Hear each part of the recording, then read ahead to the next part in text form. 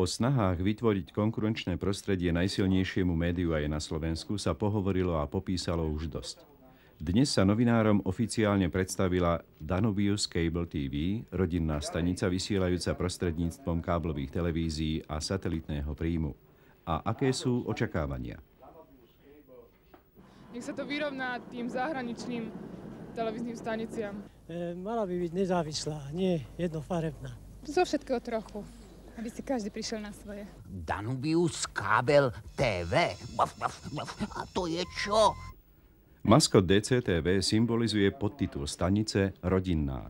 Jej hlavným programom je film a publicistické relácie. Spravodajstvo prenecháva ostatným médiám.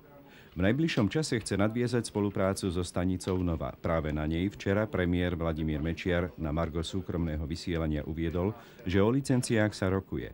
Ešte v prvom polroku má byť rýchlo sprivatizovaný jeden z kanálov STV.